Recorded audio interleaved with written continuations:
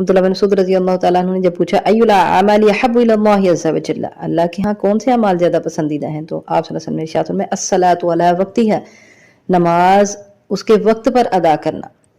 تو نماز کو لیٹ پڑھنا کیا ہے؟ نماز کو ضائع کرنا۔